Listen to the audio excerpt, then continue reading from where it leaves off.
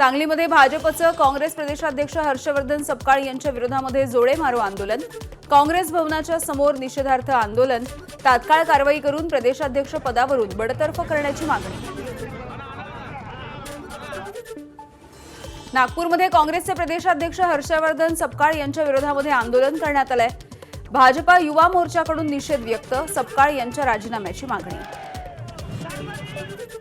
टिपू सुलतानची तुलना शिवरायांसोबत केल्यामुळे नाशिकमध्ये भाजप आक्रमक। आमदार देवयानी फरांदे आणि भाजप कार्यकर्ते हे रस्त्यावरती उतरले। मालेगाव पालिकेमध्ये समाजवादी पार्टीच्या उपमहापौरांनी दालनामध्ये लावला होता टिपू सुलतानचा फोटो। ज्या टिपू सुलतानने हजारो लोकांचं धर्मांतरण केलं, ज्यांनी धर्मांतरण करायला ज्या हिंदूंनी विरोध केला त्यांना हत्तीच्या पायाला बांधून त्यांना चिरडण्यात आलं। आणि अशा टिपू सुलतानचं उदात्तीकरण जर महाराष्ट्रामध्ये आम्ही होऊ देणार नाही। हर्षवर्धन सपकाळांचं डोकं फिरलेलं आहे।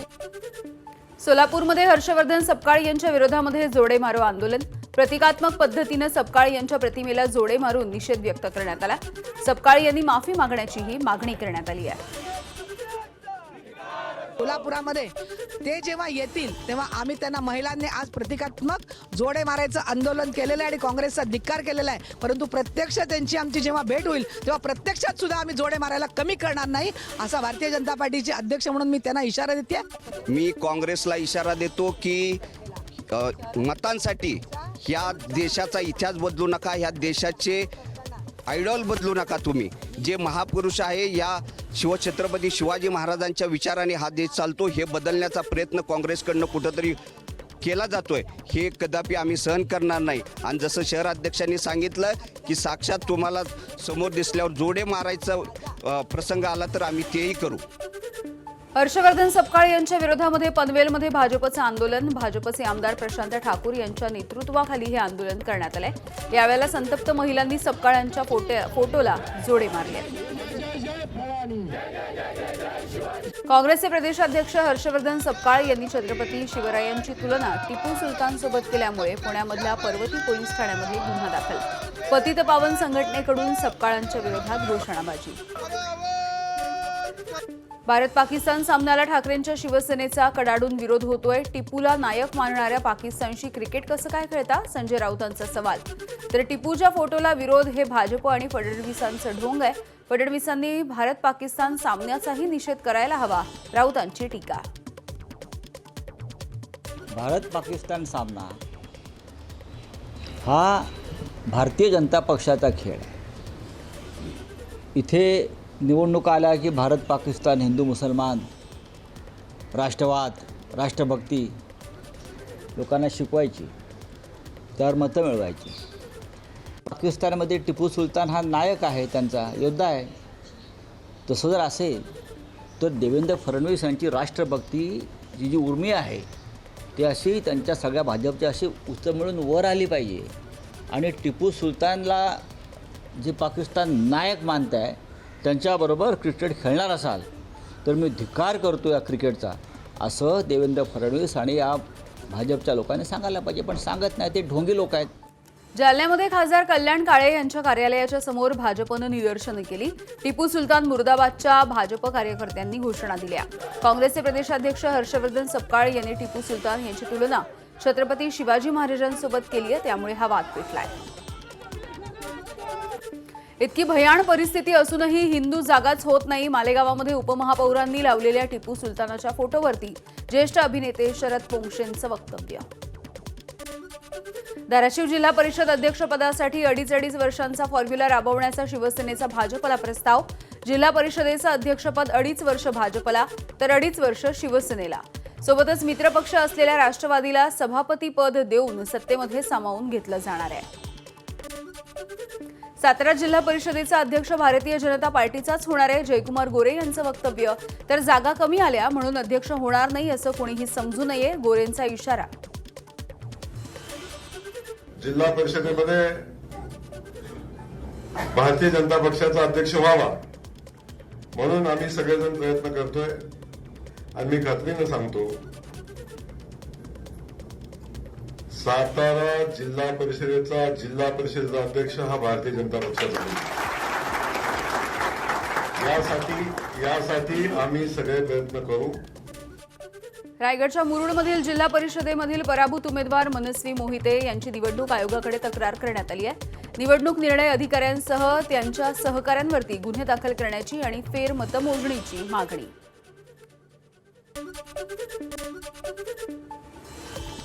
धाराशिवच्या कळंबमधील छत्रपती शिवाजी महाराज चौकामध्ये 2 गटांमध्ये तुफान हाणामारी.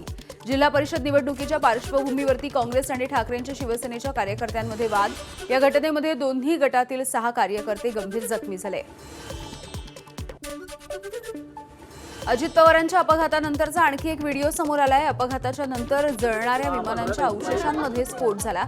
अपघाताच्या नंतर स्थानिक व्हिडिओ शूट करत असताना हा स्फोट त्यांच्या मोबाईल कॅमेरामध्ये कैद झालाय. लंडनमध्ये अजित पवार यांना श्रद्धांजली वाहण्यात आली आहे. छत्रपती शिवाजी महाराज युवक संघटनेच्या वतीनं शोकसभेचं आयोजन करण्यात आलं. अजित पवार यांच्या स्मरणार्थ लंडनमध्ये शोकसभेचं आयोजन. नांदेडच्या लोहामध्ये अजित पवार नगरच्या फलकाचं उद्घाटन. राष्ट्रवादी आमदार प्रतापराव पाटील चिखलीकर यांच्या हस्ते याचं उद्घाटन झालेलं आहे. मुंबईच्या मुलुंडमधील स्लॅब दुर्घटनेच्या प्रकरणी 5ही आरोपींना 3 दिवसांची पोलीस कोठडी. दादर शिंदेवाडी पोलिसांनी ही पोलीस कोठडी ठोठावली आहे. तर मुलुंड मेट्रो अपघात प्रकरणामध्ये अद्याप 2 आरोपी फरार आहेत. या फरार आरोपींचा शोध सुरू असल्याची मुलुंड पोलिसांनी कोर्टाला माहिती दिली आहे. मुलुंड मेट्रो बांधकाम दुर्घटनेमध्ये सदोष मनुष्यवधाचा गुन्हा दाखल. मुलुंड पोलिसांची कारवाई. काल घडलेल्या दुर्घटनेमध्ये स्लॅब कोसळून एकाचा मृत्यू झाला होता. एटीएसची राज्यभरामध्ये मोठी कारवाई. यवतमाळच्या पुसद आणि उमरखेडमध्ये 14 ठिकाणी तर अहिल्यानगरमध्ये 7 ठिकाणी एटीएसचा कसून तपास. दहशतवादी संघटनांच्या संपर्कात राहून अनेक तरुणांना सक्रिय करण्याच्या हालचालींच्या पार्श्वभूमीवरती एटीएसचं सर्च ऑपरेशन. कोल्हापूरच्या भुदरगड तालुक्यामधील खानापूर इथे जमिनीच्या वादामधून जेसीबीच्या सहाय्यानं घर जमीनदोस्त करण्यात आलंय. घरावरती जमावानं हल्ला केला. 13 तोळे सोनं आणि 9 लाख रुपयांची रोकडही पळवण्यात आली. हल्ला करणाऱ्या 25 ते 30 जणांवरती गुन्हा दाखल. धाराशिवमध्ये कला केंद्रामध्ये कार्यक्रम बघण्यासाठी आलेल्या तरुणाची हत्या. जुन्या भांडणाच्या रागामधून दारू पाजून या तरुणाची हत्या केल्याचा आरोप आहे. पोलिसांनी 5 आरोपींना ताब्यात घेतलाय. नागपूरमध्ये 16 गतिमंद विद्यार्थ्यांना जेवणामधून विषबाधा. रामटेकच्या काचुरवाहीमधील सूरज शाळेमधला हा सगळा प्रकार आहे. विद्यार्थ्यांवरती रामटेकच्या उपजिल्हा रुग्णालयामध्ये उपचार सुरू आहेत. प्रथमोपचाराच्या नंतर सर्व विद्यार्थ्यांची प्रकृती स्थिर आहे. अहिल्यानगरच्या जामखेड तालुक्यामधील फकराबाद इथल्या दूध भेसळीच्या उद्योगावरती स्थानिक गुन्हे शाखेची मोठी कारवाई. 1200 लिटर फॅट वाढवणारं घातक लिक्विड आणि रासायनिक पावडर जप्त करण्यात आली. व्यावसायिकासह 2 जणांना अटकही करण्यात आली आहे. जालन्याच्या वडीगोद्री इथे स्टेट बँक ऑफ इंडियामध्ये दरोडा टाकण्याचा प्रयत्न करण्यात आला होता. 5 ते 6 अज्ञात आरोपींकडून बँकेच्या मागचं शटर तोडून आतमधली रोकड पळवण्याचा प्रयत्न. पोलिसांकडून तपासणी सुरू आहे. जळगावच्या तरुण खुडापा चौकामध्ये शॉर्ट सर्किटमुळे घराला आग लागली. गॅस सिलेंडरचा स्फोट झालाय. 3 कुटुंबांच्या संसाराची राखारांगोळी झाली आहे. त्र्यंबकेश्वरमध्ये होणाऱ्या कुंभमेळ्याच्या विकास कामांवरती शेतकऱ्यांचा आक्षेप. पुरेसा मोबदला मिळत नसल्यामुळे शेतकरी आंदोलनाच्या पवित्र्यात आहेत. विकास कामांसाठी घेतलेल्या जाणाऱ्या जमिनींचा तुटपुंजा मोबदला असल्याचाही आरोप आहे. ठाण्यामधल्या सेंट्रल मैदान इथे टेनिस क्रिकेट खेळाडूंवरती अन्याय होत असल्याचा आरोप आहे. स्पोर्टिंग क्लबच्या माध्यमातून खेळवण्यात येणाऱ्या सीझन बॉल क्रिकेटमुळे टेनिस क्रिकेटपटूंच्या खेळण्यावरती बंधनं येत आहेत. मैदानामध्ये ठिकठिकाणी जाळ्या आहेत. यामुळे हा वाद आणि भांडण व्यक्त होण्याची भीती सध्या वर्तवली जाते आहे. वन विभागानं लावलेल्या पिंजऱ्यामध्ये भर दिवसा एक बिबट्या जेरबंद झालाय. पुण्याच्या आंबेगाव तालुक्यामधल्या नागापूर इथली घटना आहे. 3 वर्षीयाची मादी बिबट ही यामध्ये कैद झालेली आहे आणि तिची रवानगी माणिकडोह केंद्रामध्ये करण्याची मागणी होती आहे. शिरूर तालुक्यामधल्या पिंपरखेड परिसरामध्ये बिबट्या जेरबंद. वन विभागानं लावलेल्या पिंजऱ्यामध्ये अडकली 6 वर्ष वयाची मादी बिबट. 3 महिन्यामध्ये पिंपरखेड परिसरामध्ये वन विभागाकडून 37वा बिबट जेरबंद करण्यात आलाय. पालघर जिल्ह्यामधील डहाणूमधील धवल लक्ष्मी कासवाचा 2500 किलोमीटर सागरी प्रवास. ओमान देशाच्या समुद्रामध्ये हे कासव सध्या पोहोचलंय.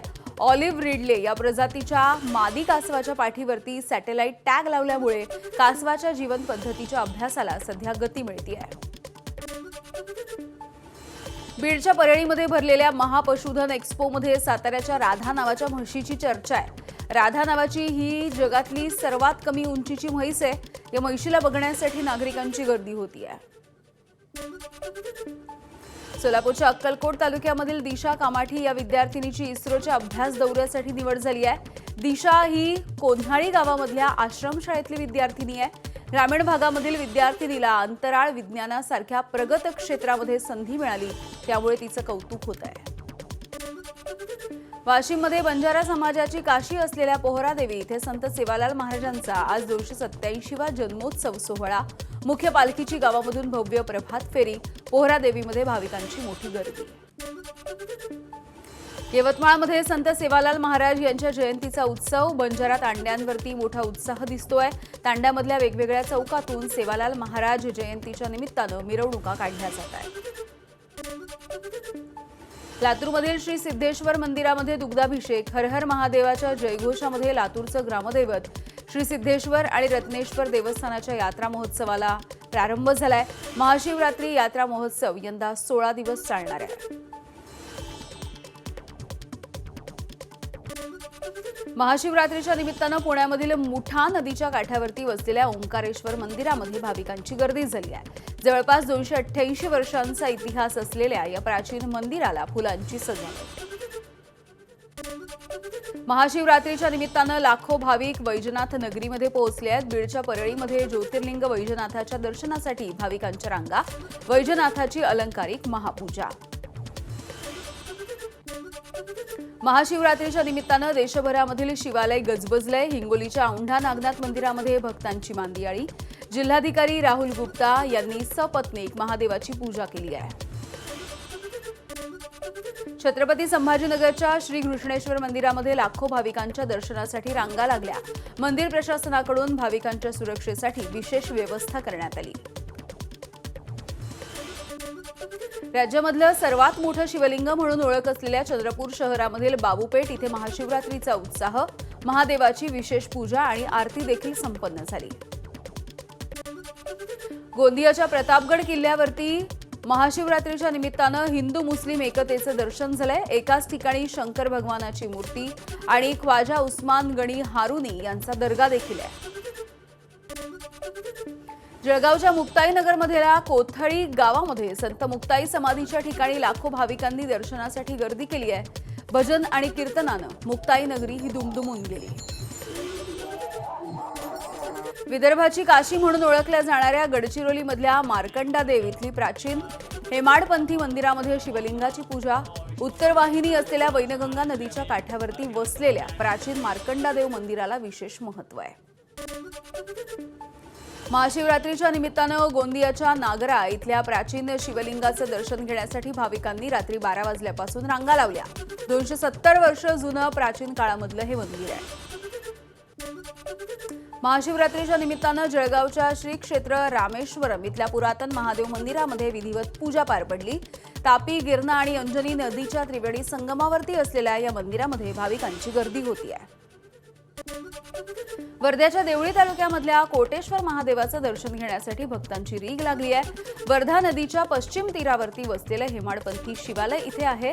कोटेश्वर इथे महाशिवरात्रीच्या निमित्तानं यात्रेला सुरुवात झाली आहे. 12 ज्योतिर्लिंगांपैकी एक असलेल्या नाशिकच्या त्र्यंबकेश्वरमधील त्र्यंबक राजाच्या दर्शनासाठी देखील भाविकांची मांदियाळी.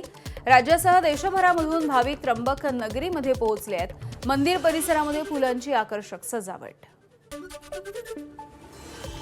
महाशिवरात्रीच्या निमित्तानं मुंबईतल्या प्रसिद्ध बाबुलनाथ मंदिरामध्ये भाविकांची मांदियाळी.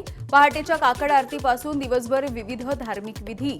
महामुंबईच्या कानाकोपऱ्यामधून भाविक हे बाबुलनाथाच्या मंदिरामध्ये सध्या दाखल झाले आहेत. अंबरनाथच्या प्राचीन शिवमंदिरामध्ये महाशिवरात्रीच्या निमित्तानं भाविकांची गर्दी. पहाटेपासून मंदिर परिसर हर हर महादेवच्या जयघोषानं दुमदुमून गेलाय. भोलेनाथाच्या दर्शनासाठी देशभरातल्या भाविकांच्या रांगा.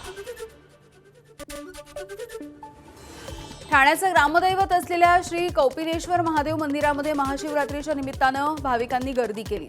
या मंदिरामध्ये महाराष्ट्रामधील सर्वात मोठं शिवलिंग असून देवस्थान सुमारे 1000 वर्ष जुनं आहे. मंदिरामध्ये दर्शनासाठी 2 ते 3 किलोमीटरच्या रांगा लागल्यात. उद्या पालखी देखील या ठिकाणावरून निघणार आहे. सिंधुदुर्गामधल्या देवगडमधील कुणकेश्वर मंदिरामध्ये महाशिवरात्रीपासून 3 दिवस कुणकेश्वराची यात्रा असते.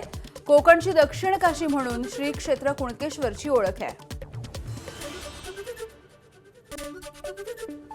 दक्षिण काशी म्हणून ओळखल्या जाणाऱ्या रायगडच्या हरिहरेश्वरमध्ये पहाटेपासून भाविकांची गर्दी झाली आहे. अरबी समुद्राच्या किनाऱ्यावरती असलेल्या या निसर्गरम्य मंदिरामध्ये महाशिवरात्रीच्या निमित्तानं दरवर्षी हजारो भाविक दर्शनासाठी गर्दी करतात. रायगडमध्ये महाशिवरात्रीचा उत्सव काळ आणि गोद नदीच्या काठावरती वसलेल्या स्वयंभू संगमेश्वर महादेव मंदिरामध्ये भक्तांची रांग. मंदिरामधल्या गाभाऱ्यामध्ये शंभू महादेवाला दुग्धाभिषेक. रायगडच्या महाडमध्ये महाशिवरात्रीला उत्साहामध्ये सुरुवात झाली आहे. वीरेश्वर मंदिरामध्ये भाविकांची गर्दी झाली आहे. अभिषेक विधिवत महापूजांचं शिवमंदिरामध्ये आयोजन करण्यात आलं आहे. तर वीरेश्वर महाराजांच्या छबिना उत्सवाला देखील सुरुवात होती आहे. श्री बहिरंगेश्वर मंदिर हे भंडाऱ्याचे आराध्य दैवत. सकाळपासून दर्शनासाठी भाविकांची गर्दी. महाशिवरात्रीच्या निमित्तानं मंदिरामध्ये फुलांची सजावट आणि शिवभक्तांची पहाटेच्या आरतीला मोठ्या संख्येनं उपस्थिती. महाशिवरात्रीच्या निमित्तानं शिवस्पंदन हे कॉफी टेबल बुक प्रकाशित झालं आहे. मुंबईतील प्राचीन मंदिरांपैकी एक असलेल्या बाबुलनाथ मंदिराचा इतिहास आणि त्याचं महत्त्व कळावं यासाठी हे पुस्तक प्रकाशित करण्यात आलं. वाराणसीमधील काशी विश्वनाथ मंदिरामध्ये भाविकांची दर्शनासाठी गर्दी होती आहे. हर हर महादेवच्या जयघोषानं काशी नगरी दुमदुमून गेली. उज्जैनमध्ये महाशिवरात्रीच्या निमित्तानं महाकालच्या दरबारामध्ये भव्य भस्म आरतीचं आयोजन. महाकालला दूध, दही, मध आणि फळांच्या रसाचा अभिषेक. भस्म आरतीच्या दरम्यान महाकालला भांग आणि सुक्या मेव्याने सजवलं जातं. तर भाविकांच्या सुरक्षेसाठी 1000पेक्षा अधिक पोलीस कर्मचारी तैनात करण्यात आले.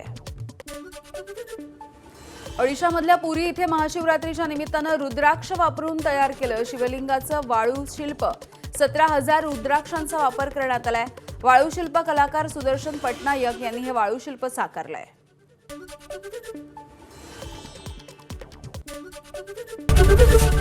एबीपी माझा, उघडा डोळे बघा नीट.